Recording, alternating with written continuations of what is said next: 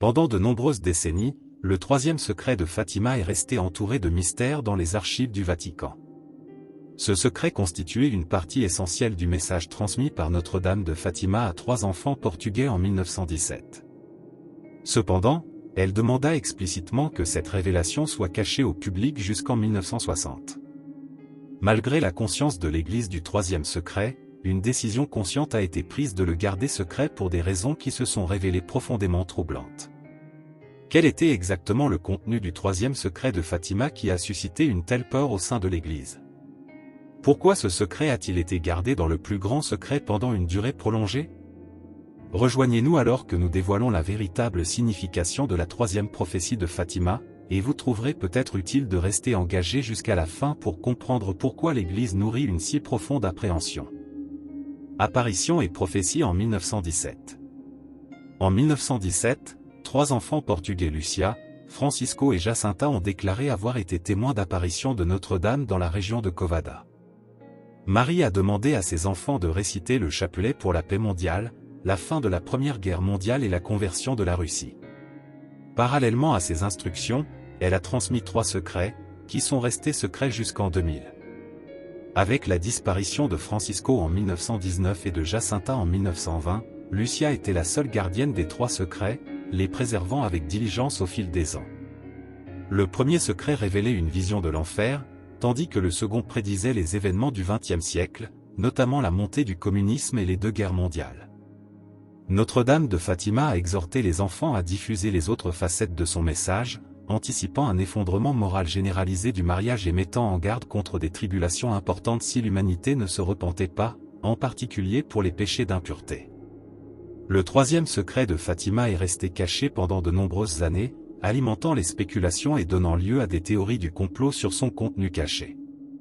L'information a finalement été divulguée aux enfants le 13 juillet, avec pour instruction stricte de maintenir la plus grande confidentialité. Cependant, la question persiste, pourquoi? Approfondissons le récit de Lucia.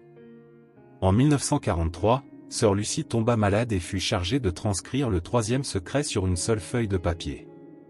Elle documenta minutieusement le secret, le scella dans une enveloppe et le confia à l'évêque de Laria. Cette enveloppe scellée contenait le troisième secret, destiné à rester fermé jusqu'à l'année fixée de 1960. Tutelle et révélation. Sœur Lucie, destinataire de l'information non divulguée, a exhorté l'évêque de Laria à la lire, mais il a refusé.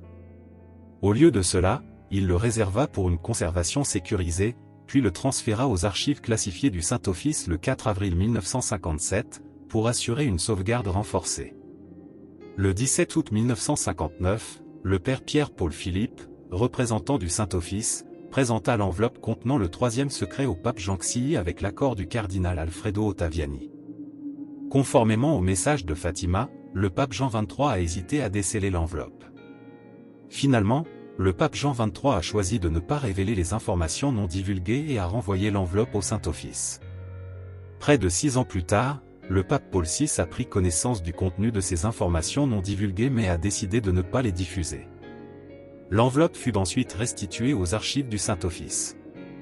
La question se pose, quelles informations non divulguées étaient contenues dans la correspondance qu'aucun des pontifes ne souhaitait dévoiler? Il est impératif de se concentrer maintenant car c'est là que le récit prend une tournure surprenante. Réticence et révélation des pontifes. Le 13 mai 1981, le pape Jean-Paul II a subi 4 coups de feu de la part de Mamé Ali Aksar alors qu'il se trouvait dans un véhicule exposé se dirigeant progressivement vers la place Saint-Pierre, rempli de plus de 10 000 personnes. Suite à une grave blessure par balle sur la place Saint-Pierre, le pape Jean-Paul II a demandé l'enveloppe contenant le troisième segment des informations non divulguées après avoir repris conscience. Le pape avait du mal à comprendre ce qu'il venait de lire, cela le concernait, comme l'avait prophétisé Notre-Dame de Fatima, du moins le croyait-il. Avec la conviction inébranlable que le 13 mai 1982, jour du 64e anniversaire de la révélation initiale de Fatima, la bienheureuse Mère Marie est intervenue pour diriger les balles dirigées vers lui, le préservant ainsi de la mort. Dans le contexte du troisième secret de Fatima, il percevait un lien profond entre lui et l'évêque vêtu de blanc. Bien qu'il ait échappé à la mort, le pape Jean-Paul II s'est identifié comme étant le pontife ou l'évêque mentionné dans la troisième partie de l'information non divulguée, destiné à être assassiné. Il considérait sa survie comme une intervention miraculeuse de la Sainte Mère. Bien que certains soutiennent que le pape Jean-Paul II ne pouvait pas être l'évêque en blanc dans la vision de Fatima parce qu'il n'a pas péri, le pape a rétorqué qu'il aurait dû périr, mais la Sainte Mère l'a ressuscité du seuil de la mort. Il a fermement affirmé que la Sainte Mère lui avait redonné la vie, ne laissant aucune incertitude dans son esprit quant au lien entre les informations non divulguées et ses rencontres personnelles. Néanmoins, rien de tout cela n'explique pourquoi tous les pontifes se sont abstenus de lire le troisième secret. Même ceux qui l'ont lu ont choisi de ne pas le divulguer au monde extérieur. Pourquoi, en 2000, le pape Jean-Paul II a-t-il rendu public que le troisième segment de l'énigme de Fatima ne constituait qu'un fragment du mystère authentique révélé ce jour-là à Sœur Lucie? Cela suggère qu'il y a bien plus dans le véritable secret. Cela implique-t-il que la tentative d'assassinat de Jean-Paul II, il y a environ 40 ans, n'était pas le point culminant de la mission prophétique de Fatima? Qu'est-ce qui reste secret? Ce que je m'apprête à vous divulguer, ce sont les paroles précises de la missive retranscrite par Sœur Lucie ce jour-là. J'inscris en obéissance à toi, mon Dieu, qui me l'ordonne par son Excellence l'évêque de Leiria et par ta très sainte mère et la mienne.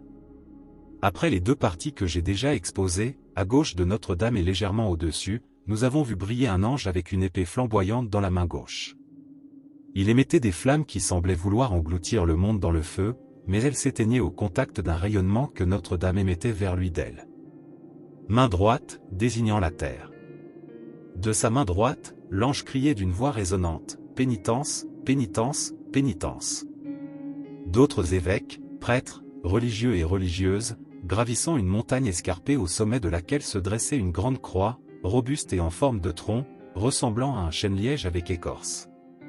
Avant d'y arriver, le Saint-Père a traversé une ville substantielle, partiellement en ruine et tremblante, d'un pas chancelant, chargé de douleur et de chagrin. Il implorait pour les âmes des cadavres rencontrés sur son chemin. En arrivant au sommet de la montagne, à genoux au pied de la grande croix, il fut tué par une troupe de soldats qui lui tirèrent des balles et des flèches. De la même manière, les uns après les autres, les évêques, prêtres, religieux et religieuses restants, ainsi que divers laïcs de rang et de possessions variés, ont connu leur disparition. Sous les deux bras de la croix, deux anges brandissaient chacun un aspersorium de cristal, recueillant le sang des martyrs et l'utilisant pour asperger les âmes progressant vers Dieu. Pertinence actuelle et avertissement. Ces révélations très détaillées indiquent de nombreux autres événements destinés à l'Église catholique dans le futur, et Notre-Dame avait l'intention de nous en avertir. Cependant, il y a des informations supplémentaires dont vous devez être conscient, et c'est là que cela devient vraiment horrible. Le père Alonso, conservateur des archives secrètes du Vatican, avait accès à la lettre et à divers documents supplémentaires. Il a également eu l'occasion de s'entretenir personnellement avec Sœur Lucie avant son décès. Il a révélé quelque chose de vraiment surprenant.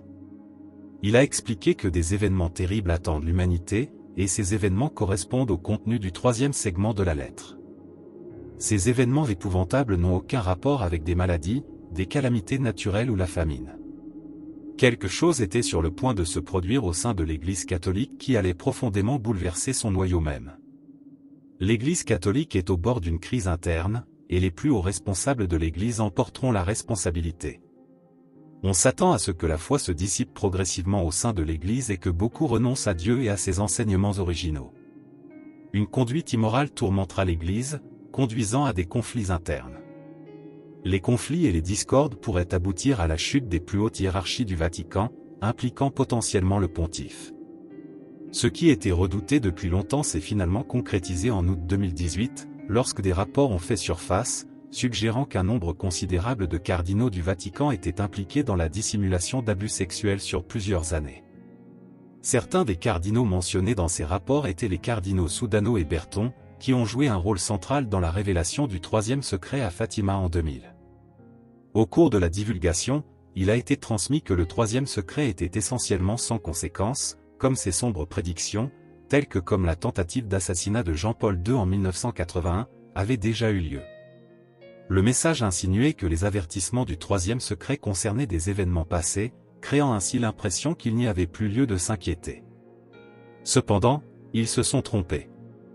Notre-Dame de Fatima s'est efforcée d'avertir le monde à l'avance de ces questions, des questions qui diviseraient l'Église catholique en fragments. Si vous examinez l'état actuel du monde, vous comprendrez que ce que Mère Marie a articulé ce jour-là a effectivement commencé à se déployer. Il ne faudra pas longtemps avant que les événements annoncés par Notre-Dame de Fatima se concrétisent, et l'Église catholique doit prendre rapidement des mesures décisives avant qu'il ne soit trop tard.